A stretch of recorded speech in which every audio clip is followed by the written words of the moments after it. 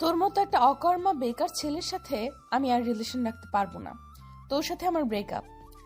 বৃদ্ধা আঙ্গুলি সামনে বাড়িয়ে চোখ দুটো বড় বড় করে কথাগুলো এক নিঃশ্বাসে বলেই মিথু পিছনে ঘুরে হাঁটতে লাগলো।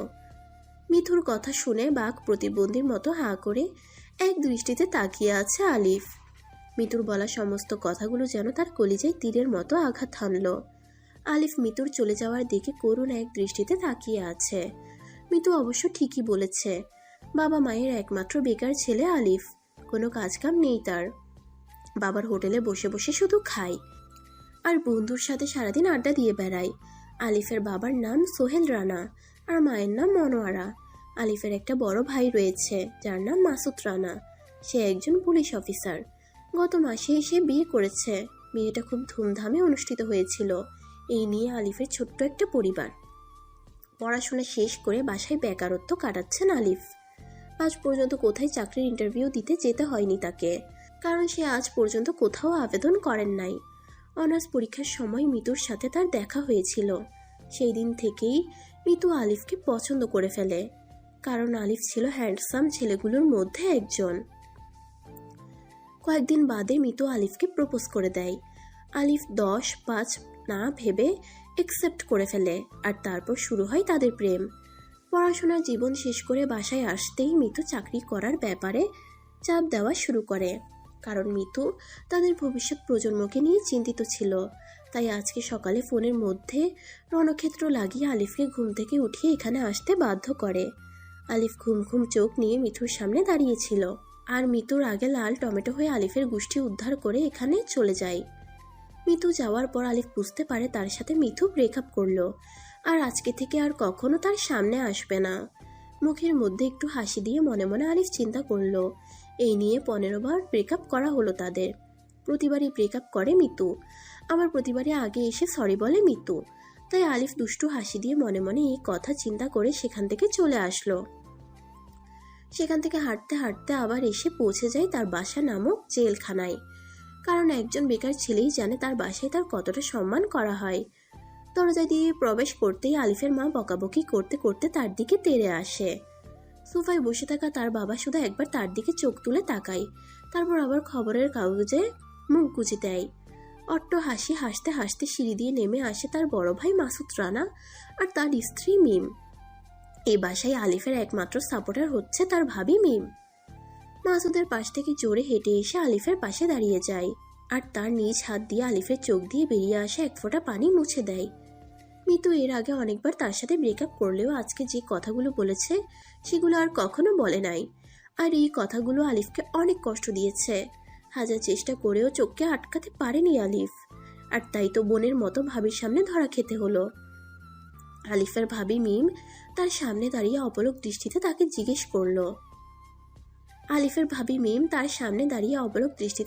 জিজ্ঞেস করলো। কি রে, তোমার চোখে পানি কেন? কি হয়েছে? কথাটা শুনে আলিফ কি বলবে ভেবে পাচ্ছে না, কারণ এখন কথা বললেই দোষ হয়ে যাবে। এমন সময় হাসতে হাসতে মাসুদ রানা বলে উঠল। মাসুদের কথা শুনে আলিফের বাবা আলিফের দিকে একবার তাকিয়ে নড়ে চড়ে বসলো, আর তার মা এগিয়ে আস্তে আস্তে বলল, হ্যাঁ রে আলিফ, তোর কি কোনোদিন জ্ঞান বুদ্ধি বলতে কিচ্ছু হবে না নাকি রে? কাল রাতে খাওয়ার সময় এত করে বললাম সকালে আমায় বাজার থেকে কিছু জিনিসপত্র এনে দিস, আর তুই সেই সাত সকালে কাউকে কিছু না বলেই বেরিয়ে চলে গেলি।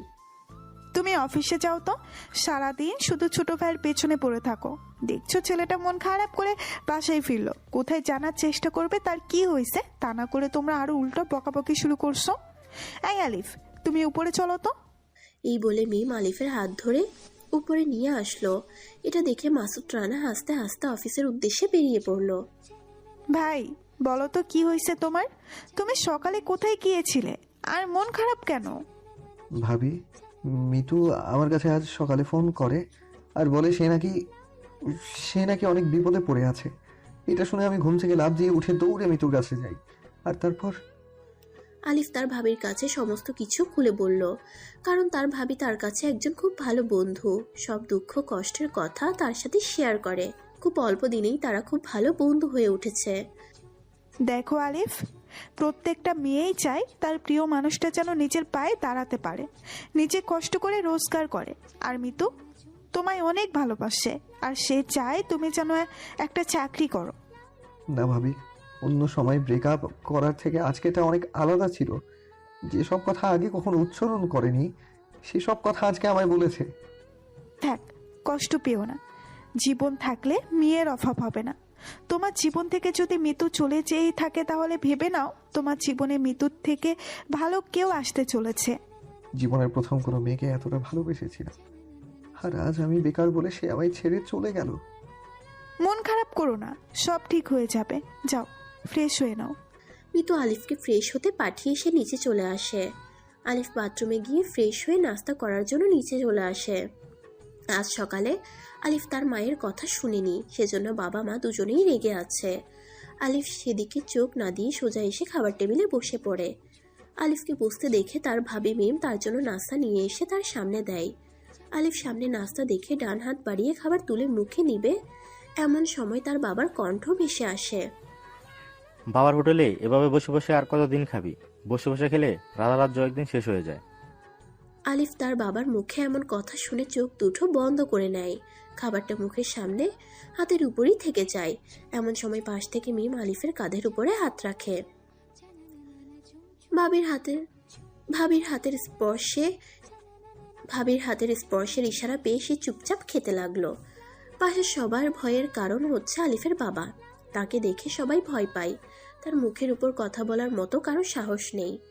আলিফ চুপচাপ খাওয়া দাওয়া শেষ করে সেখান থেকে বেরিয়ে সোজা তার প্রিয় বন্ধুদের কাছে চলে যায়, কারণ বন্ধুদের কাছে থাকলে হাজার কষ্টও দূর হয়ে যায়। আলিফ গিয়ে বন্ধুদের মাঝখানে বসে পড়ে। তখন সবাই আলিফের দিকে অবাক দৃষ্টিতে তাকিয়ে থাকে। কিছুটা সময় আলিফের বন্ধুরা আলিফের দিকে অপলক দৃষ্টিতে তাকিয়ে থাকে, কিন্তু কেউ বুঝতে পারে না আজ আলিফের কি হয়েছে। এবার সবার মধ্যে নীরবতা কাটিয়ে আলিফের বন্ধু রাজ বলে উঠল। মাথাটা ডান দিকে ঘুরিয়ে আলিফের দিকে তাকিয়ে রাজ কথাটা বলল। কিরে, আজ তো কেমন লাগছে কেন? কি হয়েছে? কিন্তু রাজের কথার কোনো উত্তর আসলো না। তার উত্তর আসবেই বা কি করে? উত্তর দেওয়ার লোকটা তো এক দৃষ্টিতে মাটিতে হাঁটাচলা করা পিঁপড়াদের দেখছিল, আর মনের মধ্যে বিশাল এক ঝড় চলতেছে। কিরে, কথা বলছিস না কেন? দ্বিতীয়বার রাজের কণ্ঠ পাওয়াতে এবার একটু নড়ে বসলো আলিফ। এটা দেখে তার বন্ধুরা তার উদ্দেশ্যে হাজারটা প্রশ্ন ছুড়ে মারল। তুই এভাবে হঠাৎ করে বসে পড়লি কেন? কেন, বসতেও পারবো না নাকি? কিছুটা রাগী চোখে তাকিয়ে রাগী কণ্ঠে কথাটা বলল। এমন একটা কথা আলিফের মুখে শুনে তার বন্ধুরা চমকে উঠল। কি ব্যাপার, তুই আজকে এত চেতে আসিস কেন? কি হয়েছে? গার্লফ্রেন্ড ছাইরা গেছে। এই নিয়ে মনে হয় 100 পূরণ হলো। শালা মজা লস, আমি বেকার বলে ছাইরা দিছে। এত চাপ নিচ্ছিস কেন? প্রতিবারই আগে ছাড়ে, আবার প্রতিবারই আগে এসে সরি বলে। চিন্তা করিস না, দেখবি একটু পর আবার চলে আসবে। এবার এসব চিন্তা ভাবনা বাদ দিয়ে চিল কর মামা। না রে, এবার আর মনে হয় আসবে না, কারণ আলিফদের কথা শেষ না হতেই রাজ পিছন থেকে একটা টাইগারের বোতল আলিফের সামনে এগিয়ে দিল। আলিফের যা সবচেয়ে প্রিয় একটা জিনিস। এটা কোথায় পেলি? এটা বাদ দিয়ে মেরে দে তো, দেরি করিস না। বোতলটা হাতে নিয়ে মুখে ধরে নিল। কিছুটা মুখে যেতেই আলিফ বুঝতে পারলো আজকের স্বাদটা একটু অন্যরকম লাগছে, কিন্তু তবুও কোনো রকম আপত্তি না করে মুহূর্তের মধ্যে পুরো বোতলটা খালি করে জোরে একটা নিঃশ্বাস নিল আলিফ। সামনে তাকাতেই আলিফের মাথাটা ঝিমঝিম করতে লাগলো, চারপাশটা ঘড়ির কাঁটার মতো ঘুরতে লাগলো। মাথাটা জোরে ঝাঁকুনি দিয়ে বুড়বুড় শব্দ মুখ দিয়ে বের হলো। আলিফের এমন কাণ্ড দেখে তার বন্ধুরা একটু ভয় পেয়ে গেল। চারদিক দিয়ে আলিফকে ঘিরে ধরে তার বন্ধুরা জিজ্ঞেস করলো কি হয়েছে। মামা, আজকে টেস্টটা একটু অন্যরকমের ছিল। কি বলিস? এই আরেকটা বোতল বের কর। এবার তাদের মধ্যে থেকে রাজ আরেকটা বোতল বের করে মুখে খুলে নাকের কাছে দিয়েই চোখ বড় বড় করলো। এটা দেখে সবাই রাজের দিকে জিজ্ঞাসাসূচক দৃষ্টিতে তাকালো। কি রে, কি হলো? মামা, এটা তো মদ। ধুর, পাগল হলি নাকি? মদ আসবে কোথা থেকে? শালা মদ খাইয়ে দিয়ে এখন সাধু হচ্ছিস? আরে আমি জানি না। তুই এটা বল, এগুলো কোথা থেকে আনছিস? রহিম কাকুর দোকান থেকে। নীলের এমন কথা শুনে রাজ কপালে হাত দিল। কিছু মুহূর্ত পর নীলের দিকে হাত বাড়িয়ে বলল, আরে হারামি, রহিম কাকু তো সারাদিন মদ নিয়ে পড়ে থাকে, ওর কাছে গেছিস কেন? তার মানে স্পিরিটের বদলে মদ দিয়ে দিয়েছে। তারপর সব বন্ধুরা মিলে আড্ডা দিতে শুরু করলো। সারাদিন রাস্তার পাশে বসে আড্ডা দিয়েই সময় কাটিয়ে দেয়। রাস্তার পাশ দিয়ে কলেজে বা স্কুলে যাওয়া আসা মেয়ে দেখলে তো র্যাগিং থাকছেই। দেখতে দেখতে সূর্য মামার ডিউটি শেষের দিকে পৌঁছে গেল, আর চাঁদ মামার ডিউটি শুরু হতে লাগলো। চারদিকে অন্ধকার নেমে আসতে লাগলো। আলিফের কথা মতো সব বন্ধুরা মিলে চলে গেল মুন্না পাড়ায় নেশা করার উদ্দেশ্যে। আজকালকার ছেলে মেয়েদের তো এটা কমন ব্যাপার হয়ে দাঁড়িয়েছে। বাবার সামনে দাঁড়িয়ে সিগারেট খায়, বাবাও কিছু বলতে পারে না, কারণ বাবা নিজেই তো মদ খায়। তাহলে ছেলেকে সিগারেট খেতে বারণ করবে কি করে?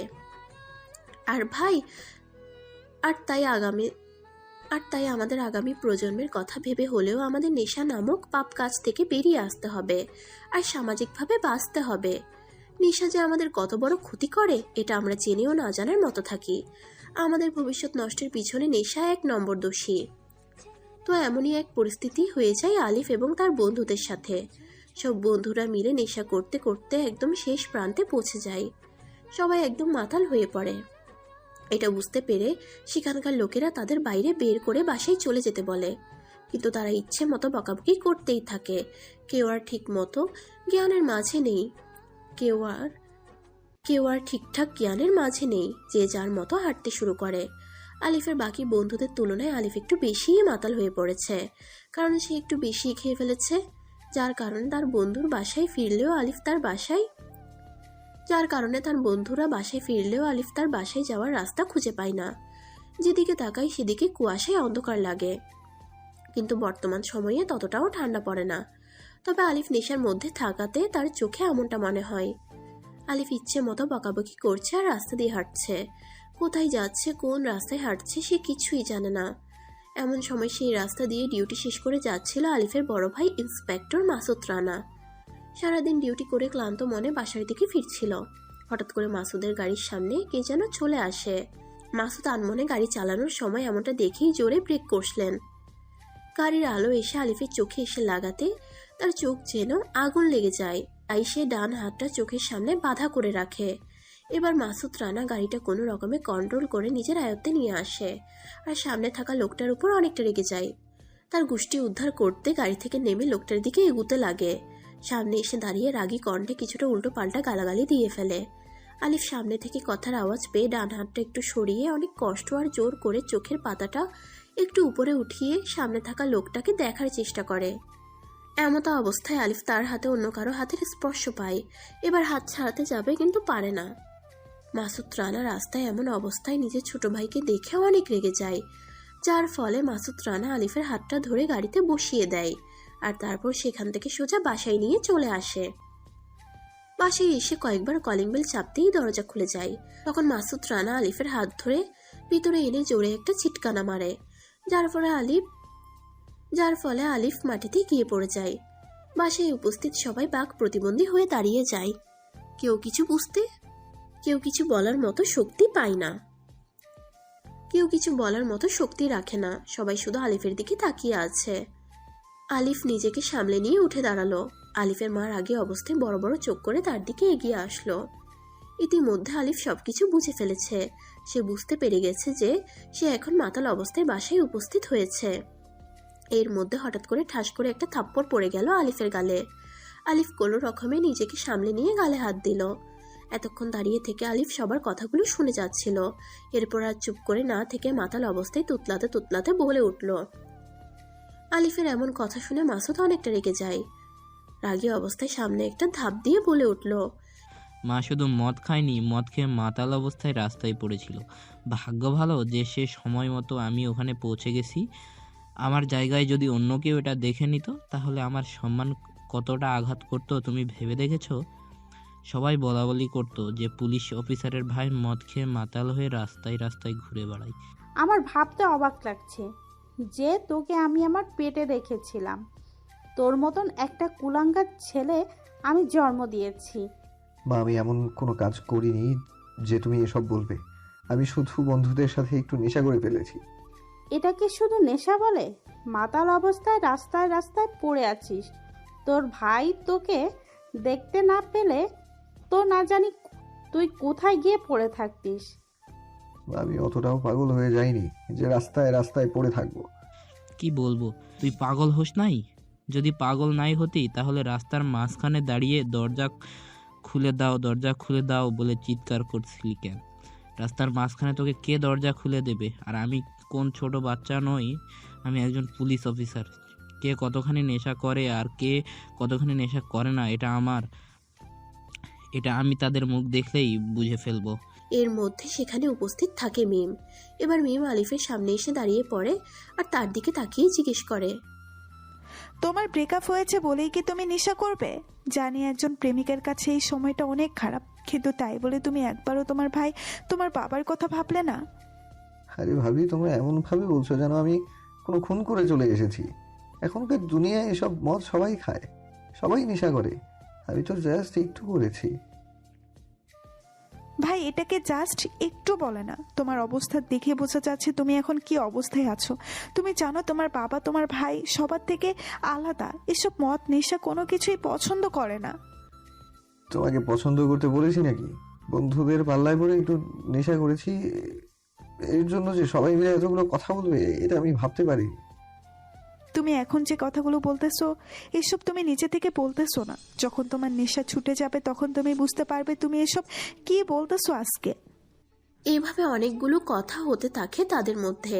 একবার আলিফ কিছু বলে, আরেকবার আলিফের ভাবি কিছু বলে, আর তার ভাই আর মা তো ইচ্ছা মতো বলে যাচ্ছে।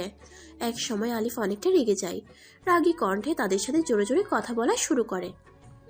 আলিফের হঠাৎ এমন ব্যবহার দেখে সবাই অনেক রেগে যায়। এমন সময় আলিফের বাবা আলিফের গাল বরাবর ঠাস ঠাস করে দুটি থাপ্পড় লাগিয়ে দেয়।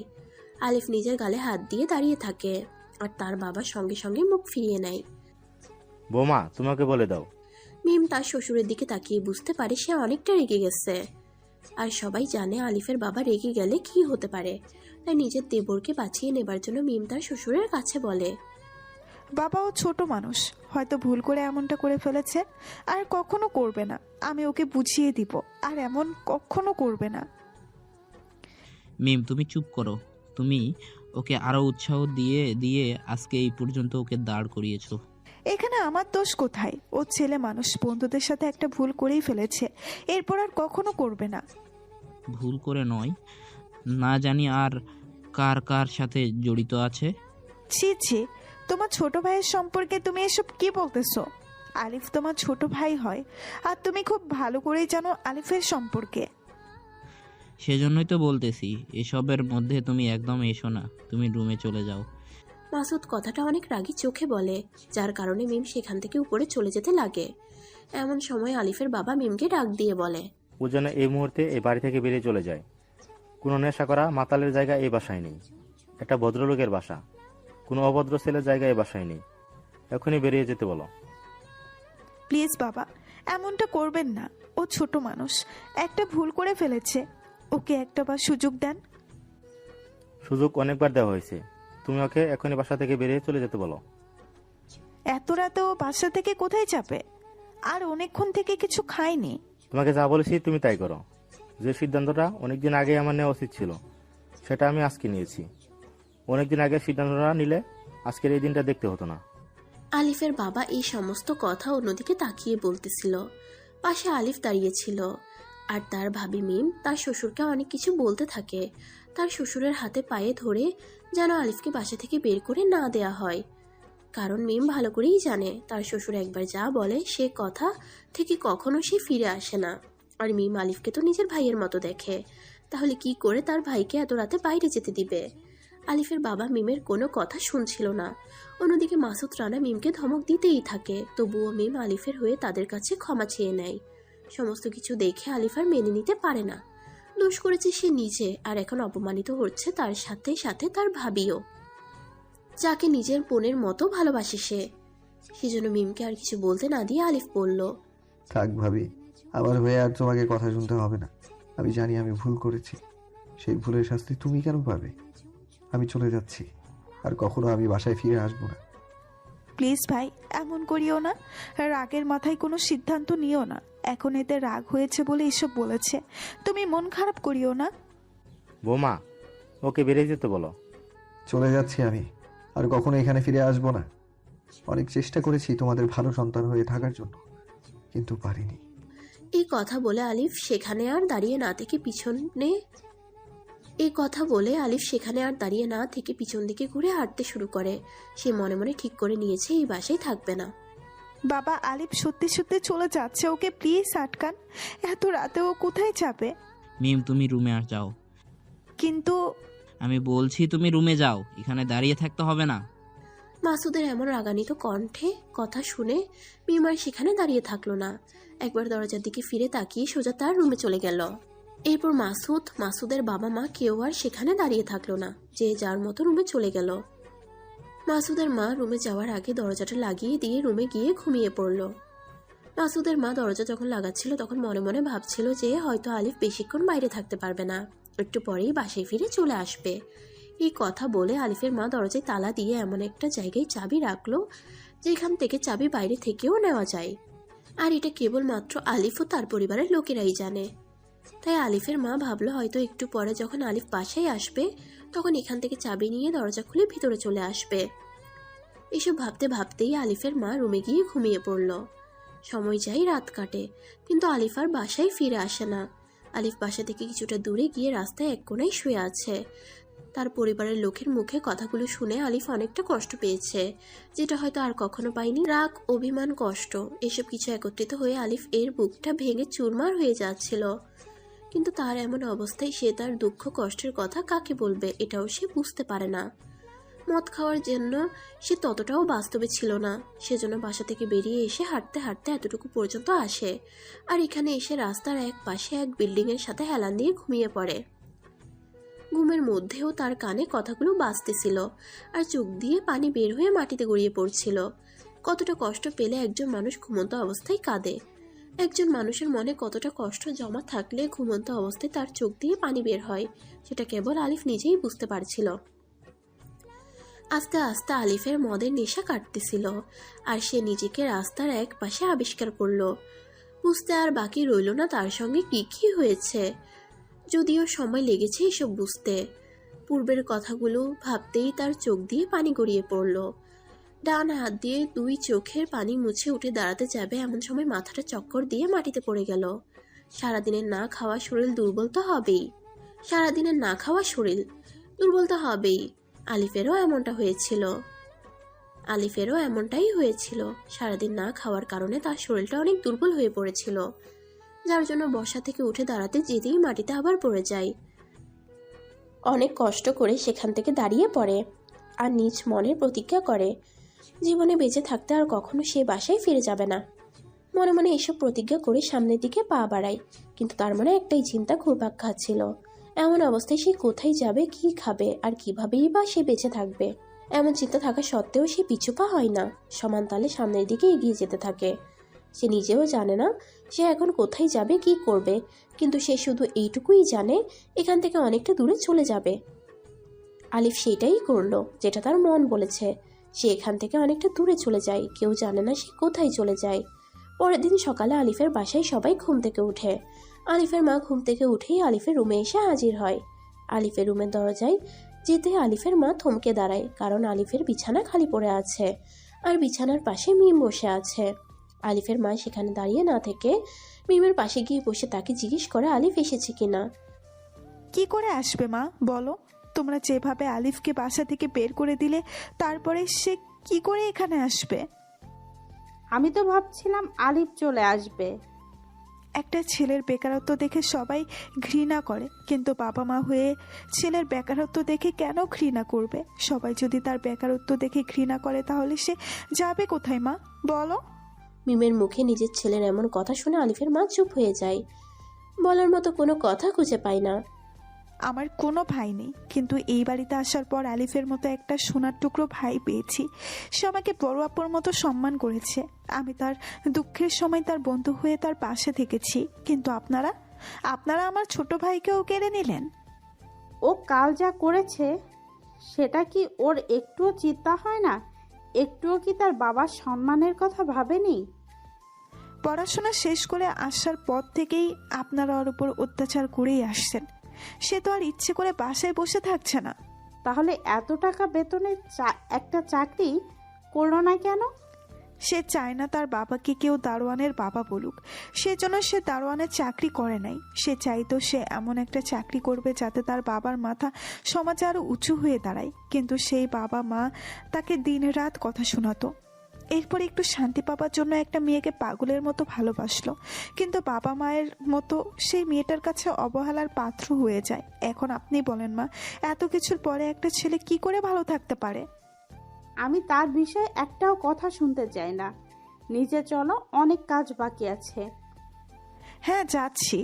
এরপর মিম তার শাশুড়ির সাথে নিচে চলে আসে আর কাজ করা শুরু করে দেয়। মিমের কথাগুলো শুনে আলিফের মায়ের মনের মধ্যে ঝড় বইতে শুরু করে। আলিফের অভাবটা আস্তে আস্তে বুঝতে পারে। আস্তে আস্তে দিন কাটতে লাগে। ছোট ছেলে ছাড়া তাদের সংসারটা যেন শূন্য শূন্য লাগে, তবুও তারা ভালো থাকার চেষ্টা করে। এভাবে দেখতে দেখতে 6টি মাস কেটে যায়।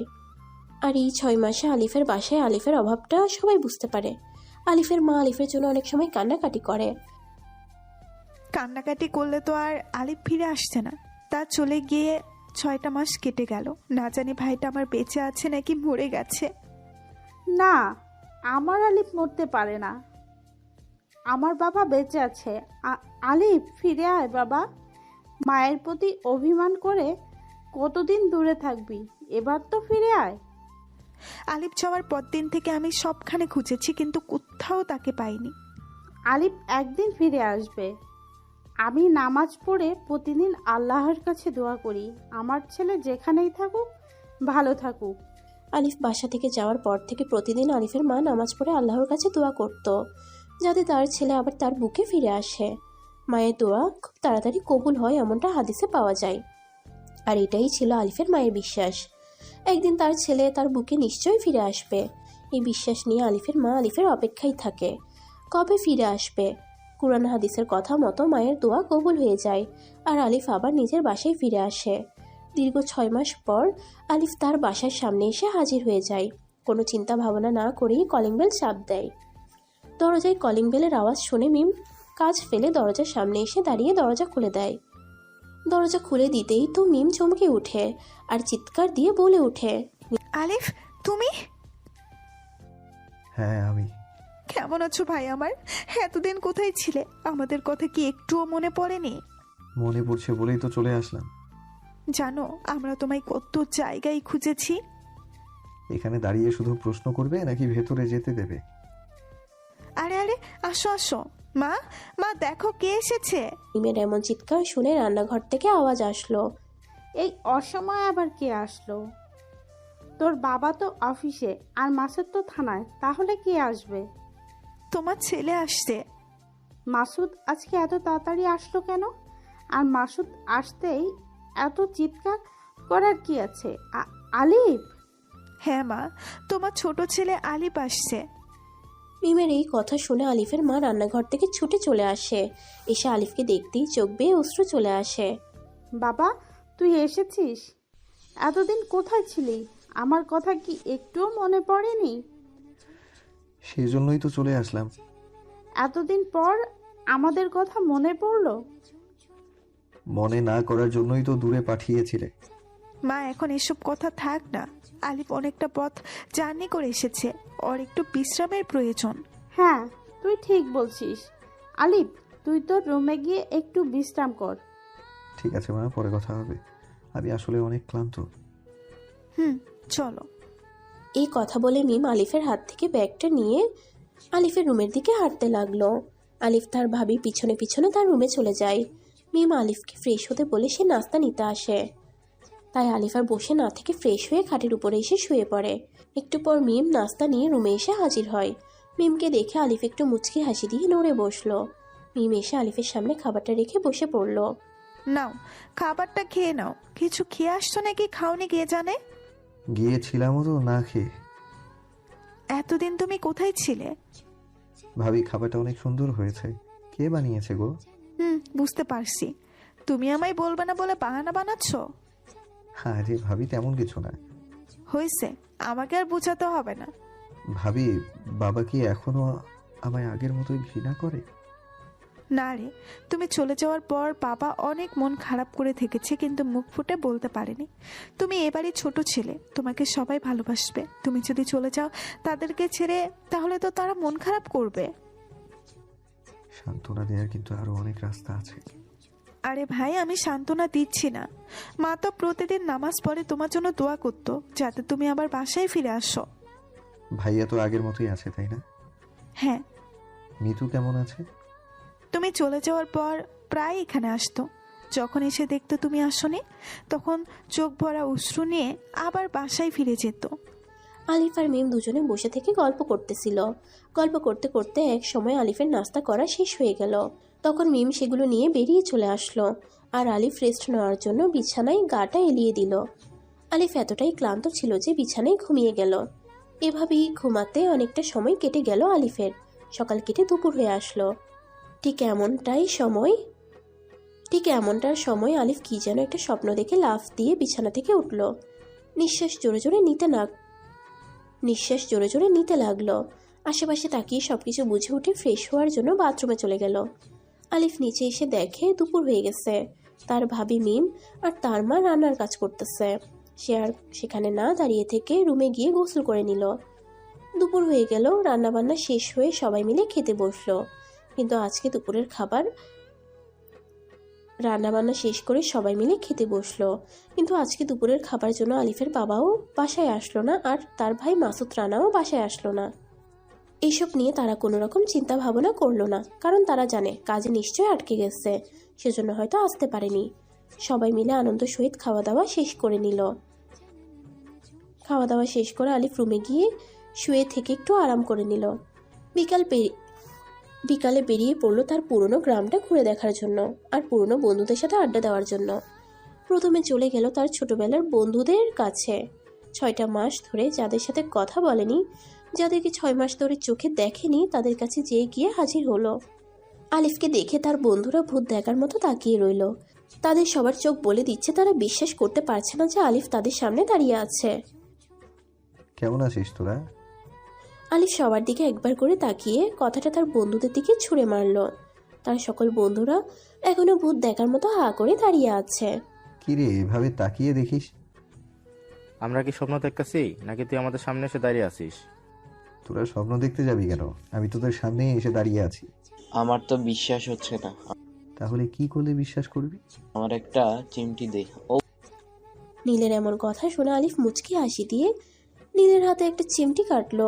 সঙ্গে সঙ্গে নীল আ বলে চিৎকার করে হাত টেনে নিল। এবার কি বিশ্বাস হয়েছে নাকি আরেকটা দিব? উচ, না থাক, দরকার নেই, এবার বিশ্বাস হয়ে গেছে। মামা কেমন আছিস? আর এতদিন তুই কোথায় আছিলি? আমাদের জন্য তোর অনেক বড় ক্ষতি হয়ে গেছে। হয়েছে, এসব ইমোশনাল কথা বাদ দিয়ে আমায় বসতে জায়গা দে। নে আয় বস। কতদিন হলো তোর সাথে বসে আড্ডা দিই না, একসঙ্গে বসে চা খাই না। এবার বল, তোরা কেমন আছিস? আমরা তো ভালো আছি, তুই কেমন আছিস? আর এতদিন কোথায় ছিলি? একবারও আমাদের সাথে যোগাযোগ করলি না। যোগাযোগ করার মতো পরিবেশে ছিলাম না রে। কেন, কি হয়েছিল বল আমাদের। সময় হলে তোদের সব বলবো, এখন চায়ের অর্ডার দে। ওই মামা, আমাদের সবাইকে চা দাও তো। তারপর আলিফ তার বন্ধুদের সাথে চায়ের কাপ হাতে নিয়ে আড্ডা দিতে লাগলো। এখানকার সবাই বলে এখানকার চা অনেকটাই সুন্দর, তাই আলিফ ও তার বন্ধুরা সব সময় এখানে এসে চা খায়। চা খেতে খেতে আলিফের একটা কথা মনে পড়লো, যেটা অনেকক্ষণ থেকে সে ভাবতেছিল, যার কথা সে কখনো ভুলতে পারে না, যাকে নিয়ে সে সারা জীবন কাটাতে চায়, বৃদ্ধকালে যার হাত ধরে হাঁটতে চায়। ডান হাত দিয়ে চায়ের কাপটা মুখে ধরে এক চুমুক চা মুখে নিয়ে তার বন্ধুদের উদ্দেশ্য করে বলল, মামা, মিতুর কি খবর রে? আসলে মামা, তুই যাবার পর থেকে মিতু তোকে অনেক খুঁজেছে, প্রতিদিন এখানে আসতো তোকে খোঁজার জন্য। ও আমায় খুঁজবে কেন? আমার সাথে তো ব্রেকআপ করছে। এতদিন থেকে ওর সাথে সম্পর্ক করেছিস, তবুও তুই ওকে চিনতে পারছিস নি? ওই মেয়েটাই অন্যরকম, ঝগড়া করবে সবার আগে, আবার সরি বলবে সবার আগে। না রে, ওই দিন মিতু অন্যরকম হয়েছিল। সেই দিনের বলা কথাগুলো সোজা আমার কলিজায় আঘাত করেছিল। নীল এখন সবকিছু ভুলে মিতু যা করেছে। কিন্তু অনেকদিন হলো মিতুর আর এখানে আসে নাই, তেমন আর দেখা হয় না, কোথায় থাকে কে জানে। জানি সে এখন কোথায়। এই কথা বলে আলিফ চায়ের কাপটা রেখে সেখান থেকে উঠে দৌড় দিল। তার দিকে তাকিয়ে আছে তার সব বন্ধুরা। সুন্দর একটা বিকেল কাটিয়ে সন্ধ্যা নামা ভাব। কিছুটা সময়ের মধ্যেই সন্ধ্যা নেমে আসবে। চারদিকে অন্ধকার এসে ঘিরে ধরবে। তার আগেই আলিফকে তার গন্তব্যে পৌঁছাতে হবে, এমন আশা নিয়ে আলিফ দৌড়াচ্ছে। কিছু দূর দৌড়ে আসার পর এবার হাঁটতে লাগলো। আজ থেকে 6টা মাস আগে মিতু জীবনে অনেক বড় একটা ভুল করে বসে, আর সেটা হলো আলিফকে সঠিক পথে ফিরিয়ে আনার বৃথা চেষ্টা। মিতু চাইতো সবার মতো তার মনের মানুষটাও যেন কর্মক্ষেত্রে জড়িয়ে থাকে, বাসায় যাতে তার বকা শুনতে না হয়। এই জন্য আলিফের সাথে বিনা কারণে ঝগড়া বাঁধায়, আর বলে আলিফ কোনো চাকরি না পাওয়া পর্যন্ত মিতু তার সাথে সম্পর্ক রাখবে না। কিন্তু সেই দিন মিতুর কল্পনার বাইরেই সবকিছু হয়ে যায়, আর সেই ভুলের কারণে আলিফ তার জীবন থেকে অনেক দূরে সরে যায়। মিতু এখন বেঁচে থেকেও মরার মতো হয়ে আছে। আলিফের জন্য অপেক্ষা করতে করতে সে ক্লান্ত হয়ে পড়েছে। আজ মিতু যেখানে বসে আছে সেটা ছিল আলিফের অনেক পছন্দের একটা জায়গা। প্রতিদিন আলিফ এই জায়গায় একবার হলেও আসতো, আর আজ 6টা মাস থেকে মিতু এখানে আলিফের অপেক্ষায় বসে থাকে। এমন সময় মিতু পাশ থেকে আলিফের কণ্ঠে কেউ বলে ওঠে, আমার কথা ভাবছেন মনে হয়। কথাটা শুনে মিতু পাশে তাকাতেই আলিফের সেই চিরচেনা মুখটা দেখতে পায়। মিতুর মনের ভিতর যেন এক প্রকার আনন্দ এসে ভিড় জমায়, কিন্তু মিতু কোনো কথা না বলে শুধু একটু মুচকি হাসি দিয়ে আবার আগের অবস্থায় ফিরে গেল। কারণ মিতুর সাথে এমনটা প্রায়ই হয়। প্রায় সময় মিতু তার পাশে আলিফকে দেখতে পায়, কিন্তু সেটা কেবলমাত্র কল্পনাতেই সীমাবদ্ধ হয়ে গেছে। সেজন্য মিতু জানে এটা তার কল্পনা, তাই মুচকি হাসি ছাড়া আর কিছু বলার মতো খুঁজে পায় না। হাসিটা সেই আগের মতোই আছে। আলিফের এমন কথা শুনে উত্তরে মিতু আস্তে করে বলে, বললে না তো যে আমার কথা ভাবছো নাকি? হ্যাঁ, সেই জন্যই তো তুমি এখন কল্পনাতে এসে গেছো। আলিফ ভাবছিল মিতুকে সে সারপ্রাইজ দিবে, কিন্তু সে নিজেই তো সারপ্রাইজ পেয়ে গেল। তাকে দেখেও দেখলো না মিতু, আবার এখন বলে কি না আলিফ নাকি তার কল্পনাতে হাজির হয়েছে। কিছু কিছু সময় কল্পনাও বাস্তব রূপ নেয়। আমার বেলায় এমনটা হবে না। কেন হবে না? যাকে আমি কল্পনায় দেখি তাকে আমি নিজেই দূরে ঠেলে দিয়েছি। আবার কাছে টেনে নাও, তাহলেই তো হয়। দ্বিতীয়বার তাকে পেলে খুব করে আগলে রাখতাম, তাহলে তাই করো। কিন্তু তাকে তো আমি আর পাবো না। আমি নিজেই তাকে অনেক দূরে পাঠিয়ে দিয়েছি। জানি না সে আবার ফিরে আসবে কিনা। ফিরে আসলাম তো। কি করছো এসব? তুমি কি সত্যি এসেছো নাকি আমার খেয়াল? আরে আমি সত্যি এসেছি। আচ্ছা দাঁড়াও। এই কথা বলে আলিফ মিতুর হাতে একটা চিমটি কাটলো। তখন মিতু বলে তার হাত টেনে নিল, কারণ মিতুর হাতে চিমটির আঘাত লাগছে। আর এটা বুঝতে পারার সঙ্গে সঙ্গে মিতু আলিফের দিকে চোখ বড় বড় করে তাকালো। মিতুর এমন তাকানো দেখে আলিফ একটা সুন্দর করে মুচকি হাসি উপহার দিল। কি এবার তো বিশ্বাস হচ্ছে? মুচকি হাসি দিয়ে আলিফ কথাটা বলে শেষ করে মিতুর চোখের দিকে তাকাতেই বুঝতে পারলো মিতুর চোখে অশ্রু এসে ভিড় জমাচ্ছে। আরে আরে একদম কাঁদবে না, তাহলে কিন্তু আমি আবার চলে যাব। আলিফ কথাটা বলে শেষ করতে না করতেই মিতু শক্ত করে তাকে জড়িয়ে ধরলো। আশেপাশে অনেক লোকজন আছে, সেদিকে মিতু কোনো রকমের চোখ না দিয়ে প্রিয় মানুষটাকে বুকের ভিতর আগলে নিল। মিতুর হঠাৎ করে এমন কাণ্ড দেখে আলিফ কোনো রকমে চমকালো না, কারণ সে আগে থেকেই জানতো এমন কিছু একটা হবে। মিতু মেয়েটা আলিফকে পাগলের মতো ভালোবাসে, তার জন্য নিজের জীবনটাও দিতে পারে এতদিন। কাঁদতে বারণ করেছি কিন্তু। আউট! আমাকে তুমি মাফ করে দাও। আমি আর কখনো তোমার সাথে ঝগড়া করব না, কখনো তোমায় কষ্ট দিব না। আগে আমায় ছাড়ো, লোকজন দেখছে তো। আলিফের কথাটা শুনে মিতু আস্তে করে আগের অবস্থায় আবার ফিরে গেল। এই তুমি কাঁদছো কেন? আমি তোমায় অনেক কষ্ট দিয়েছি, তাই না রে? এখন তো মনে হচ্ছে আমার থেকে তুমিই বেশি কষ্টে ছিলে। তুমি চলে যাওয়ার পর আমি আর তোমার ভাবি সাবধানে সবখানে তোমায় খুঁজেছি, এমনকি পুলিশের কাছেও গিয়েছি। আমি জানি, আর সেই জন্যই তো ফিরে আসা। তুমি জানো মানে পুলিশের কাছে তুমি ছিলে নাকি? তোমার কিছু হয়েছে? আরে তেমন কিছু না, আসলে আমি বলছিলাম। আচ্ছা ওসব বাদ দাও তো, এটা বলো তুমি কেমন আছো? একটু আগে কেমন ছিলাম জানি না, তবে এখন অনেক ভালো আছি। তুমি ভালো থাকলে আমিও ভালো। তুমি এতদিন কোথায় ছিলে, আর একবারও কি আমার কথা মনে পড়ে নাই? মনে পড়লেও আসার মতো কোনো পথ ছিল না। মানে? না মানে আসলে আমার কাছে টাকা ছিল না। তুমি কেমন জানি পাল্টে গেছো, কেমন রহস্যময় কথা বলতেছো। তুমি কি আমার কাছ থেকে কোনো কিছু লুকাতে যাচ্ছ নাকি? আরে না, আমি আবার কি লুকোবো? তুমি কি আমায় বিয়ে করতে পারবে? আমি আর দূরে থাকতে চাই না, সব সময় তোমার কাছে থাকতে চাই। সমস্যা নাই। এখনো আমি বেকার, কোনো চাকরি পাইনি। এখনো আমি আগের মতোই আছি, ঘোরাঘুরি আর আড্ডাবাজি। আমি ঠিক করে নিব। তোমায় খাওয়াবো কি? তুমি যা খাবে সেটাই। আমি নিজেই তো অন্যের উপর নির্ভরশীল। আলিফের এসব বাহানা শুনে তার 2 হাত আলিফের 2 গালে দিয়ে তার চোখের দিকে তাকিয়ে বলল, একবার আমি তোমায় হারিয়েছি, অনেক কিছুর পর ফিরে পেয়েছি। আমি আর তোমাকে হারাতে চাই না। আমি তোমায় ছাড়া বাঁচবো না। প্লিজ আমায় বিয়ে করে তোমার ঘরে নিয়ে যাও। সারা দিন সারা রাত আমি শুধু তোমার সাথেই থাকতে চাই। অবশ্যই না। কি বললে? না মানে আসলে আমি জানতাম তুমি এমনটা করতে পারবে না, কারণ তুমি আগের আলিফ নাই। তুমি পাল্টে গেছো, নতুন কাউকে পেয়ে গেছো। এখন আর আমার কোনো প্রয়োজন নেই। না মানে আসলে আমি না থাক, কোনো কিছু বলে আর আমাকে সান্ত্বনা দিতে হবে না। আমি নিজেই নিজেকে সামলাতে শিখে গেছি। তাই নাকি? তাহলে তো অনেক কিছু শিখে গেছো। হ্যাঁ, শিখে গেছি। তোমাকে ছাড়া একা থাকতে শিখে গেছি, আর এখন থেকে সেটাই করতে হবে। Good bye. আরে আগে আমার কথাটা তো শোনো, আমি কিন্তু আবার চলে যাব। 6 মাস তোমায় ছাড়া থেকেছি, আর এখন থেকে বাকি জীবনটাও তোমায় ছাড়াই কাটাতে পারবো। আরে কি হয়েছে কি তোমার বলো তো? আমায় বিয়ে করতে হবে। কিন্তু আমি এখনো বেকার। প্লিজ 6টা মাস এই একই কথা আমার কানে বেজেছে। আমায় আর কষ্ট দিও না। কিন্তু আমি এই মুহূর্তে তুমি যদি আমায় বিয়ে করতে পারো তাহলে আমার কাছে আসবে, নয়তো আমার কল্পনায় বেঁচে থাকা আলিফকে নিয়েই আমি বাকিটা জীবন কাটিয়ে দিব। কথাগুলো এক নিঃশ্বাসে বলে মিথু উল্টো পথে হাঁটতে লাগলো। আলিফ সেখানে বসে থেকে তার প্রিয় মানুষকে চলে যেতে দেখতেছে, যেমনটা 6 মাস আগে দেখেছিল। মিতুর চলে যাওয়ার দিকে তাকিয়ে আলিফ আস্তে করে বলল, শালা এই জন্যই জ্ঞানী লোকেরা বলে সবকিছু বুঝলেও নারীর মন কখনো বোঝা সম্ভব নয়। একটু আগেই আমায় বললো সে নাকি আমায় ছাড়া বাঁচবে না, আবার এখন সে নিজেই আমায় ছেড়ে চলে যাচ্ছে। কথাটা বলে আলিফ জোরে একটা নিঃশ্বাস নিল। সেও চায় না মিতুকে আবার হারাতে, কিন্তু তার কোনো উপায় নেই।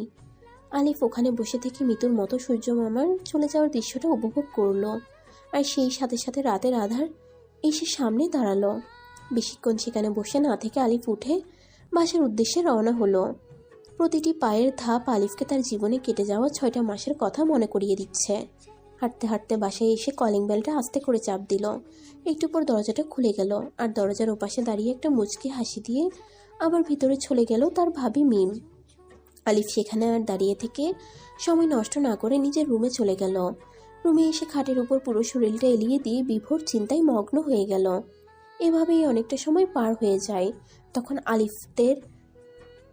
আলিফের রুমে তার ভাবি মিম এসে দেখে আলিফকে অনেক চিন্তিত দেখাচ্ছে।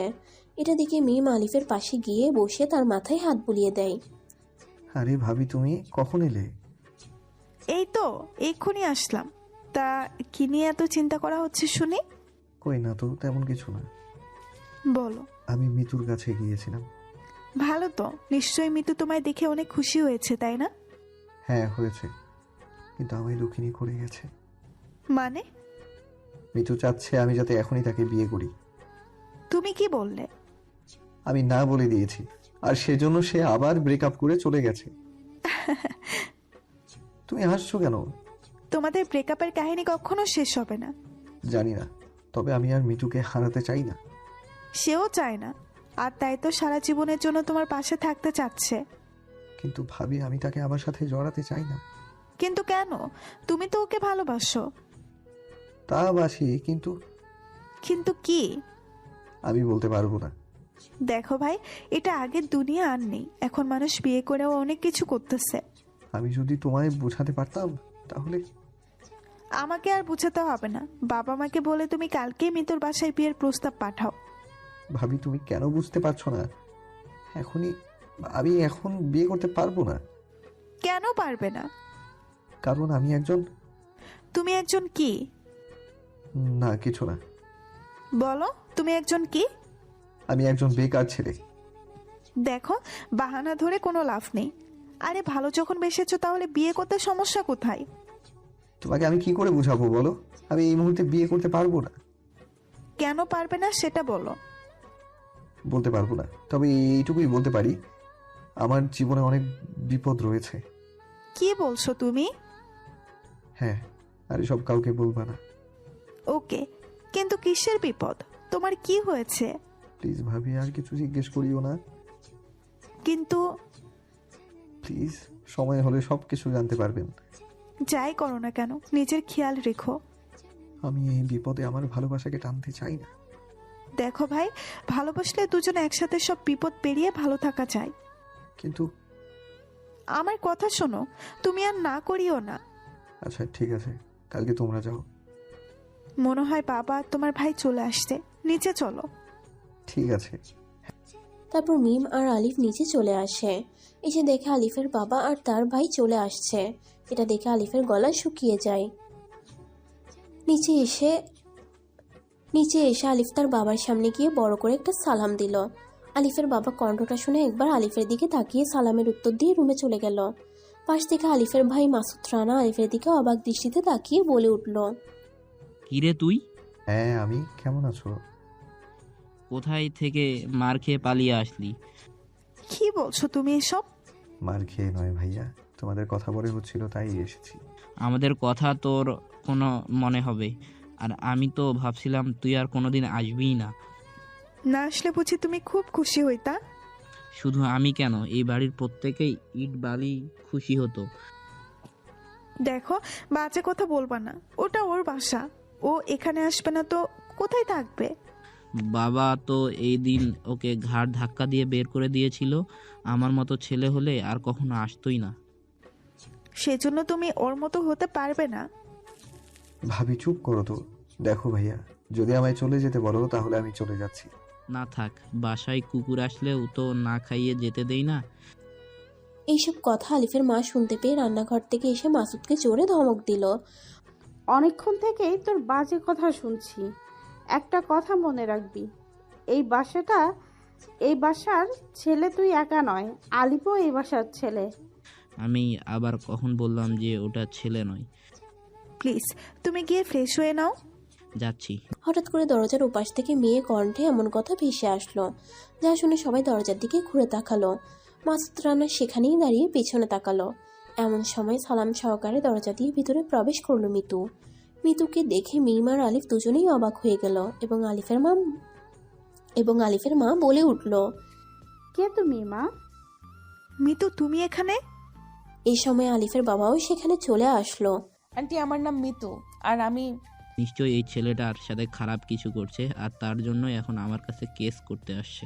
ভাইয়া তেমন কিছুই না। আমি আর আলিফ একে অপরকে খুব ভালোবাসি। আর রইলো খারাপ কিছু করার কথা,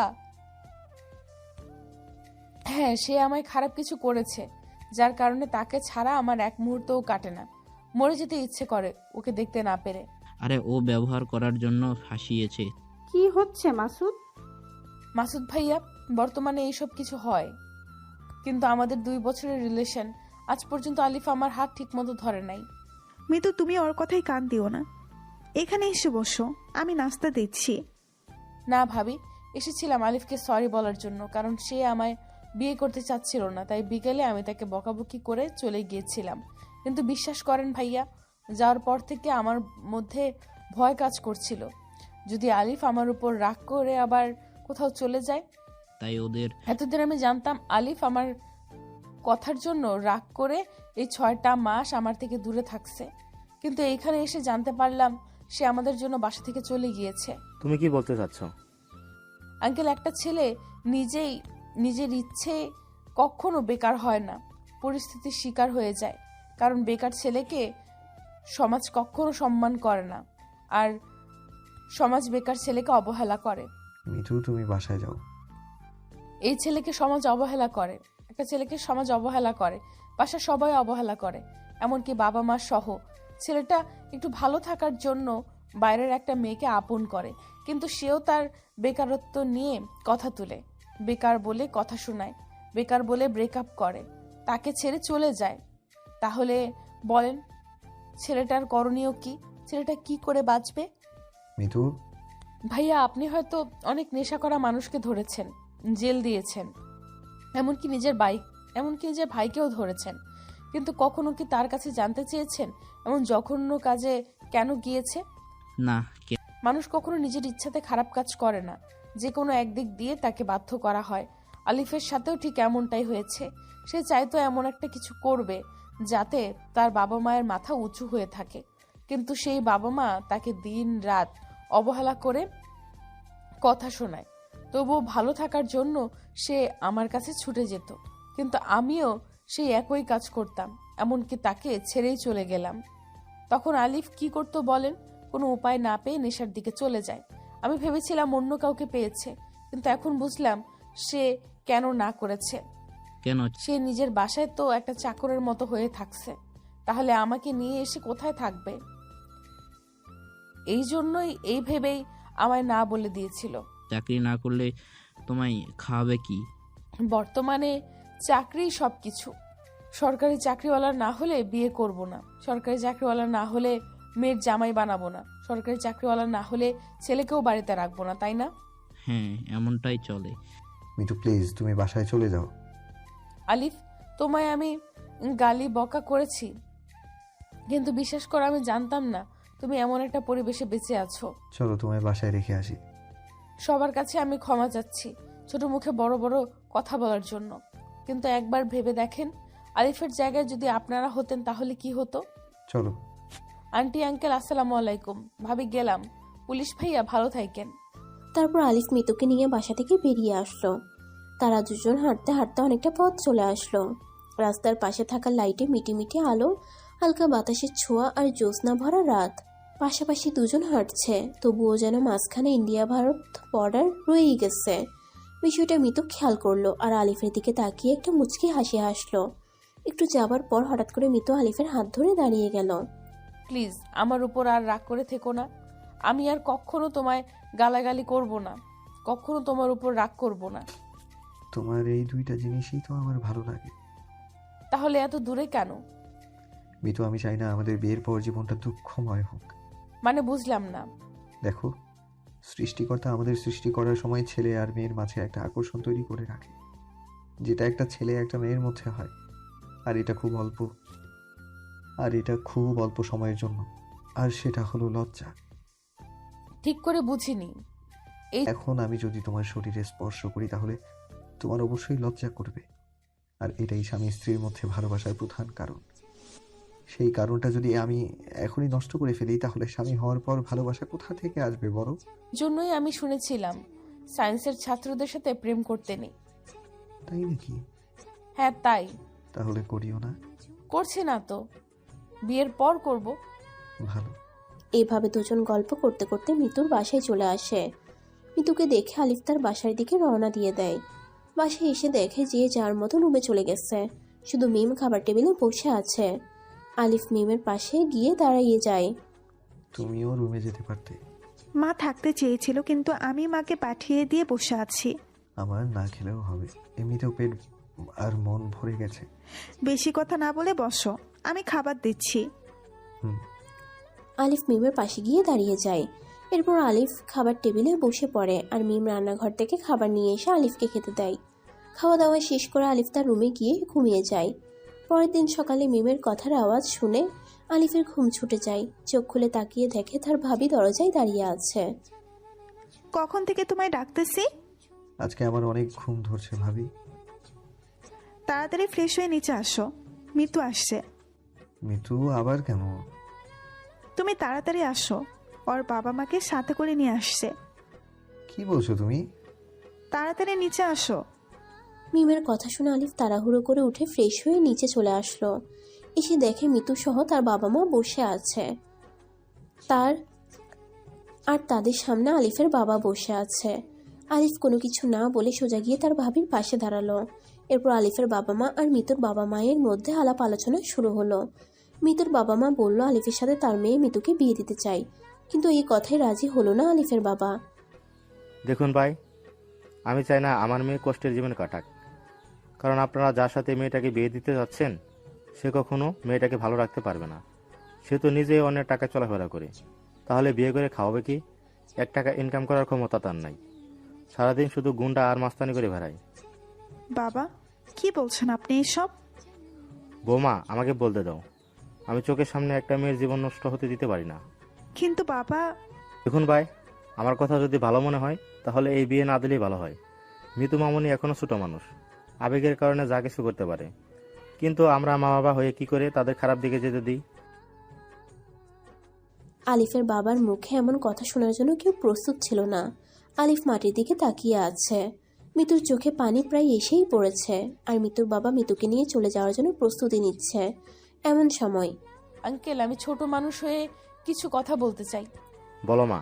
আঙ্কেল, আমি আলিফকে অনেক আগেই ভালোবাসি, আর সেও আমাকে অনেক ভালোবাসে। আমি তার জন্য দুঃখের সংসারকেও সুখের সংসার বানাবো। আপনি হয়তো মনে করেন ভালোবাসলে হয়তো সবাই খারাপ হয়ে যায়, কিন্তু এটা জানেন না যে ভালোবাসলে মানুষ খারাপ না থেকে ভালো হতে পারে, এবং আমি এটা প্রমাণ করব। আমি আপনাকে কথা দিলাম, বিয়ের পর আপনি আলিফকে যা বলবেন সে সেটাই করবে। এটা শুধু আমার একার কথা নয়, এটা আলিফেরও কথা। বৌমা, জিজ্ঞেস করো মিতু যা যা বললো সেগুলো কি ঠিক? আলিফ কথা বলছো না কেন? আলিফ, তুমি আমার জন্য এটুকু করতে পারবে না?